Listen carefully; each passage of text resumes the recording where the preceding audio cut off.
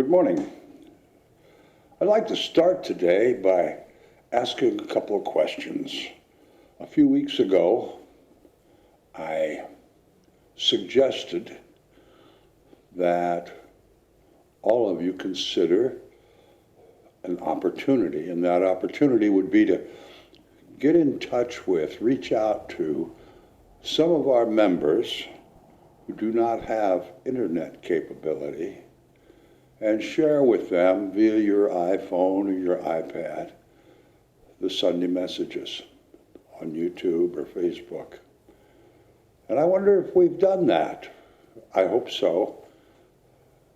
I can't imagine that those folks would feel wonderful to have that kind of interaction, to be reinvigorated by our community here at Church of the Oaks. Secondly, last week I strongly suggested that all of you try to watch on Netflix The Social Dilemma. As well, on PBS, they've shown several times a program called Our Brains Have Been Hacked. And I really hope all of you can watch one or both of those. I've watched them a couple of times, and the reason is I really want to understand this dilemma that we're faced with as a society. I have since learned, not through those two, but I heard recently that the average American spends just about 7 hours, 6 hours and 51 minutes average a day on their phones or their iPads or their computers in that realm of virtual interaction.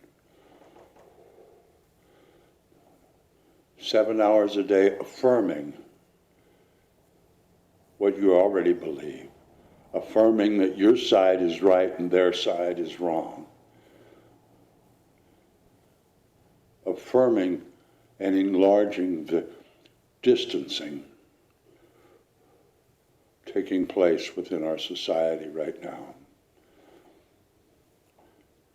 And I wonder, with this almost constant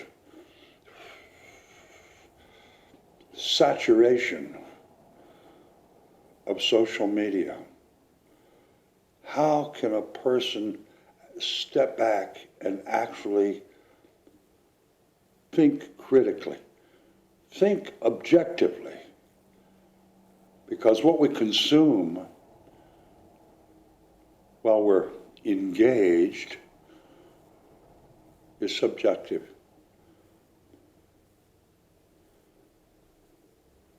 I asked last week that question, what can I do? And again, all these challenges, what can I do? What can you do? Well, maybe we ought to ask ourselves another question. Well, what have I done so far? And how has that worked out for the good of society? But more importantly, how has that worked out? What have I done that has made me feel like I've taken a step forward, like I've enlarged my territory, that I've transformed into a more we consciousness, that I've transcended fear and anger and hatred and mistrust and become more objective in finding solutions to so many problems that we have right now. I came across a rather humorous story the other day, and it had to do with in interacting with people to kind of get beyond the conflict that we as a society are involved in. I'm right, they're wrong. It's us against them. If we, in order to kind of unify ourselves,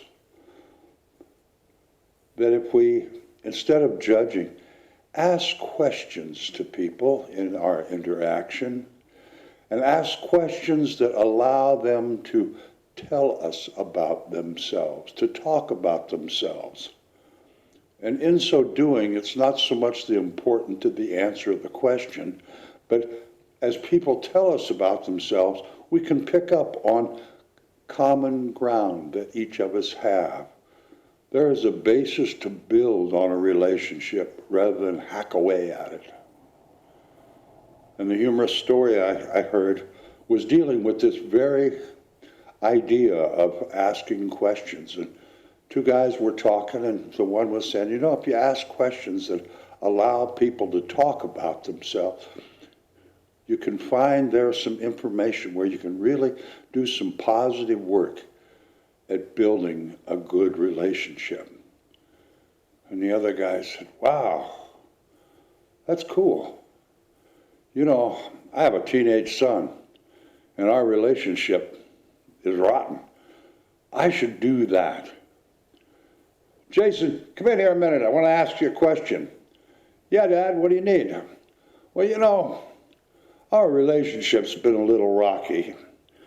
And this gentleman here was telling me that if I asked you questions that allow you to talk about yourself, we can build a better relationship. And Jason said, well, sounds good to me, Dad. He said, all right, I'm going to ask you a question.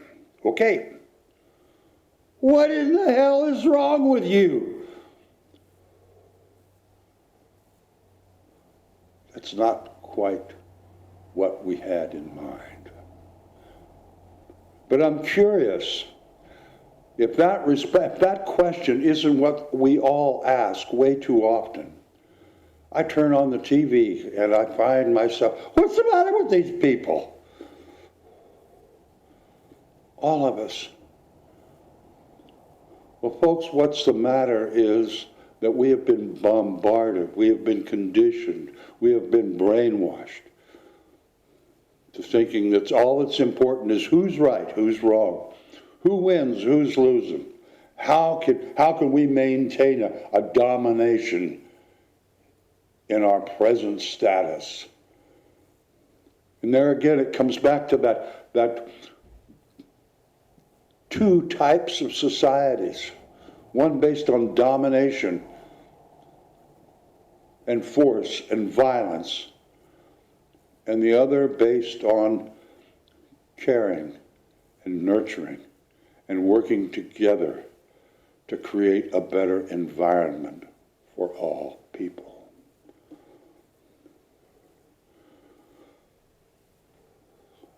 My friends, just like Bill McKibben of 350.org, he has talked endlessly and courageously for way over a decade, 2 decades, since the 90s, maybe since the 80s, about stop putting the carbon in the atmosphere. And he tells people, you know, we have this huge job ahead of us, this awesome task. And he says, I don't know if we're going to succeed. But if we don't work on it, we'll perish. If we don't do whatever it is we can, success isn't even an option. We will just all go down the drain. We will become extinct. And that extinction will come about in a horrible way.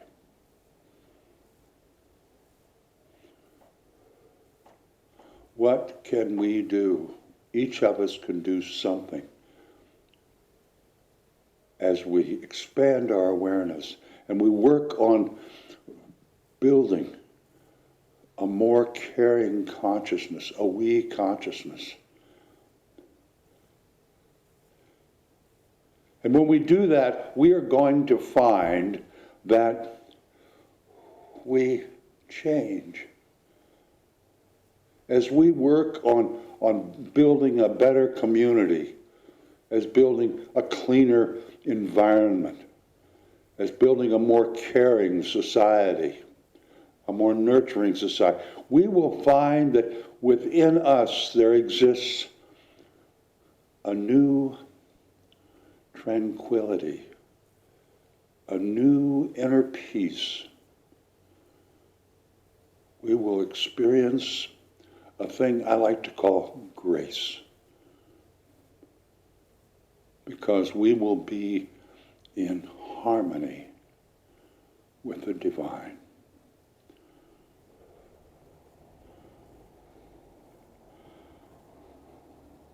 I'd like to read something to you this morning. Kathleen Haney sent out an email earlier this week, and I don't know who she sent it to, a lot of people, I'm sure. But it was a writing, a short message from Chief White Eagle of the Hopi Nation of our indigenous society. And I'd like to read it to you today because I think it just says in different words what I keep saying over and over and over. This moment humanity is going through can now be seen as a portal and as a hole. The decision to fall into the hole or go through the portal is up to you. If you repent the problem and consume the news 24 hours a day with little energy, nervous all the time, with pessimism, you will fall into the hole. But if you take this opportunity to look at yourself, rethink life and death, take care of yourself and others, you will cross the portal. Take care of your homes, take care of your body, connect with your spiritual house. When you are taking care of yourselves, you are taking care of everything else. Do not lose the spiritual dimension of this crisis. Have the eagle aspect from above and see the whole thing more clearly. There is a social demand in this crisis, but there is also a spiritual demand, and the two go hand in hand. Without the social dimension, we fall into fanaticism, but without the spiritual dimension, we fall into pessimism and lack of meaning. You were prepared to go through this crisis. Take your toolbox and use the tools available to you. Learn about resistance of the indigenous and of African peoples. We have always been and continue to be exterminated, but we still haven't stopped singing and dancing, lighting a fire and having fun. Don't feel guilty about being happy during this difficult time. You do not help at all being sad and being without energy. You help if good things emanate from the universe now. It is through joy that one resists. Also, when the storm passes, each of you will be very important in the reconstruction of this new world. You need to be well and strong. And for that, there is no other way than to maintain a beautiful, happy, and bright vibration. This has nothing to do with alienation. This is a resistance strategy. In shamanism, there is a rite of passage called the quest for vision. You spend a few days alone in the forest, without water, without food, without protection. When you cross this portal, you can get a new vision of the world because you have faced your fears and your difficulties. This is what is asked of you. Allow yourself to take advantage of this time to perform your vision-seeking rituals. What world do you want to build for you? For now, this is what you can do. Serenity in the storm. Calm down. Pray every day. Establish a routine to meet the sacred every day. Good things emanate. What you emanate now is the most important thing. And sing and dance and resist through art, joy, faith, and love. Art, joy, faith, and love. I ended my message last week by saying the words, "We have to love us through this." And I remember hearing very wonderful late John Lewis as he was talking about the brutality he underwent down in Selma so many years ago. And he was asked, "Didn't that make you angry?" He said, "Yeah, and it hurt." "Well, didn't you want to get even?" He said, "No. The only cure for hatred and for fear is love. You have to love those that disagree with you. You have to love those who try to oppress you. You have to love the people that create fear. That's the only antidote. That's the only solution."